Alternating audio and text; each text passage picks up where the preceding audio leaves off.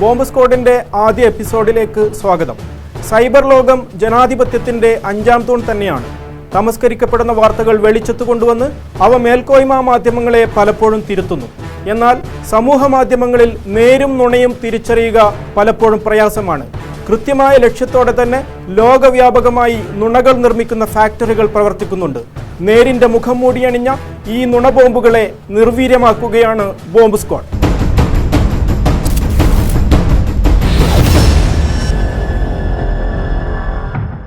ഇതാ കഴിഞ്ഞ ദിവസങ്ങളിൽ സോഷ്യൽ മീഡിയയിൽ, പ്രത്യേകിച്ച് ഉത്തരേന്ത്യയിൽ വ്യാപകമായി പ്രചരിച്ച ഒരു കിടിലൻ വാർത്ത. അരയിൽ ജാക്കറ്റ് രൂപത്തിലുള്ള മഞ്ഞ ബെൽറ്റ് കെട്ടിയ മുസ്ലിം വൃദ്ധനെയും അയാളെ ക്യാമറയ്ക്ക് മുന്നിൽ പ്രദർശിപ്പിക്കുന്ന സൈനികനെയുമാണ് ചിത്രത്തിൽ കാണുന്നത്. ഈ ദൃശ്യം കണ്ട സഞ്ജയ് ചൗധരി എന്ന സംഘപരിവാര പ്രവർത്തകന് മാധ്യമപ്രവർത്തകനാവാൻ അധിക നേരം വേണ്ടി വന്നില്ല. പൗരബോധവും രാജ്യസ്നേഹവും കൂടിക്കുഴഞ്ഞ ആ നവമാധ്യമൻ ഉടനെ തലക്കെട്ടും അടിക്കുറിപ്പും എഴുതി തന്റെ ഫേസ്ബുക്ക് പേജിൽ ചിത്രം പോസ്റ്റ് ചെയ്തു. ഇന്ത്യൻ സൈന്യം പിടികൂടിയ ആത്മഹത്യാ ബോംബർ എന്നായിരുന്നു തലക്കെട്ട്. അടിക്കുറിപ്പ് അതിനെയും കടത്തിവെട്ടി. കുഴിയിലേക്ക് കാലെടുത്ത് വെച്ചിരിക്കുന്ന പ്രായത്തിലുള്ള ഈ ഭീകരൻ സ്വർഗത്തിൽ 72 ഹൂറികളെ കിട്ടുമെന്ന പ്രതീക്ഷയിൽ ആൾക്കൂട്ടത്തിൽ ബോംബ് വെക്കാൻ പോകുന്നതിനിടെ സൈന്യം പിടികൂടുകയായിരുന്നു. ഇവരുടെയൊക്കെ മനസ്ഥിതി ആഴത്തിൽ പഠിക്കേണ്ടതുണ്ട് എന്നായിരുന്നു അത്. ജനുവരി 8 പോസ്റ്റ് ചെയ്ത ഈ എക്സ്ക്ലൂസീവ് വാർത്ത ഇതിനകം 6400 പേർ ഷെയർ ചെയ്തു. ട്വിറ്ററിലും നിരവധി പേർ ഇതേ ചിത്രം വിവിധ അടിക്കുറിപ്പുകളോടുകൂടി ഷെയർ ചെയ്തിട്ടുണ്ട്. അതിൽ ചുരുങ്ങിയത് 3 പേരെങ്കിലും റെയിൽവേ മന്ത്രി പീയൂഷ് ഗോയൽ ഫോളോ ചെയ്യുന്നവരാണ്. നെഞ്ചിടിപ്പോടെ ആ മുസ്ലിം ഭീകരന്റെ ചിത്രവും അരയിലെ ആ ബോംബും ഓർമ്മയിൽ വെച്ച് ലക്ഷക്കണക്കിന് ആളുകൾ ഇതിനകം കണ്ടിരിക്കാനിടയുള്ള മറ്റൊരു പോസ്റ്റിലേക്ക് പോവാം. ക്രിസ്തീയ മതപ്രബോധനത്തിനു വേണ്ടി ഉപയോഗിക്കുന്ന സമാജി വെയ്ഫ് ഫോർ ഫാൻസി എന്ന ഫേസ്ബുക്ക് പേജ് പോസ്റ്റ് ചെയ്ത ചിത്രമാണിത്. ചിത്രം കണ്ടല്ലോ, നേരത്തെ അരയിൽ ബെൽറ്റ് ബോംബ് ധരിച്ചെത്തിയ അതേ മുസ്ലിം ഭീകരൻ.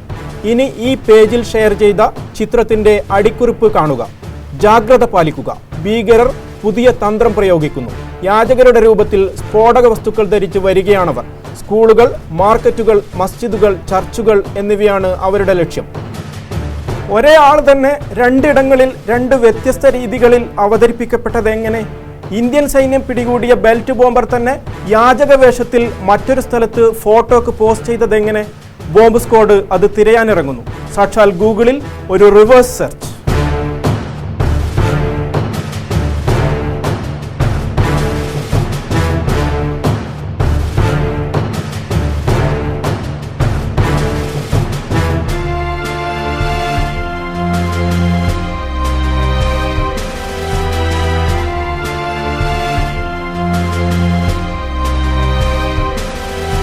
ബോംബ് സ്ക്വാഡിന്റെ റിവേഴ്സ് സെർച്ചിൽ മുമ്പ് കണ്ട 2 പോസ്റ്റുകളിലുമല്ല ആദ്യമായി ഈ ചിത്രം പ്രത്യക്ഷപ്പെട്ടത് എന്ന് കണ്ടെത്താൻ കഴിഞ്ഞു. 2014 ഡിസംബർ 27 ഈ ചിത്രം ആദ്യമായി പോസ്റ്റ് ചെയ്തതെന്ന് രേഖകൾ പറയുന്നു. പാകിസ്ഥാൻ മാധ്യമപ്രവർത്തകനായ സഫ്ദർ ദവാർ ട്വിറ്ററിൽ പോസ്റ്റ് ചെയ്തതാണ് ചിത്രം.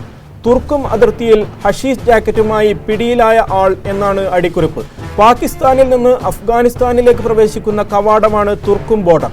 പാകിസ്ഥാൻ അതിർത്തി മേഖലയിലുള്ള ട്രൈബൽ ജേർണലിസ്റ്റ് യൂണിയന്റെ മുൻ പ്രസിഡന്റ് കൂടിയാണ് സഫ്ദർ ദവാർ എന്നറിയുമ്പോൾ അതിന്റെ ആധികാരികത ബോധ്യപ്പെടും.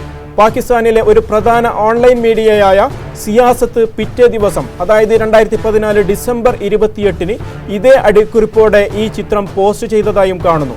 വസ്തുത അതാണെന്ന് ഇവിടെ നമ്മൾ തിരിച്ചറിയുകയാണ്.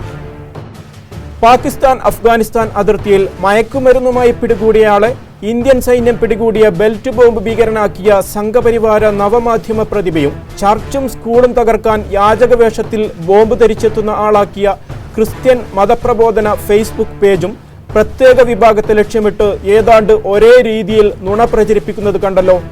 കേന്ദ്രമന്ത്രിമാർ വരെ പിന്തുടരുന്ന ട്വിറ്റർ ഐഡികൾ ഇത് ഏറ്റെടുക്കുന്നു എന്നറിയുമ്പോൾ ഇത്തരം നുണബോംബുകൾ ചെറുതല്ല, വലിയ വിനാശം വിതക്കാൻ ആസൂത്രിതമായി നിർമ്മിക്കപ്പെടുന്നവയാണെന്നും നമ്മൾ തിരിച്ചറിയണം. പലരും കമന്റുകളിൽ സത്യം ചൂണ്ടിക്കാട്ടിയിട്ടും ഇപ്പോഴും ആ പോസ്റ്റുകൾ പിൻവലിക്കാത്തത് അതുകൊണ്ടാണെന്നും. കണ്ടല്ലോ, ഏതാണ്ട് ഇതാണ് നമ്മുടെ രീതി. ഇന്നത്തെ സമയം കഴിഞ്ഞു. മറ്റു ചില നുണബോംബുകൾ നിർവീര്യമാക്കാനായി അടുത്തയാഴ്ച വീണ്ടും കാണാം.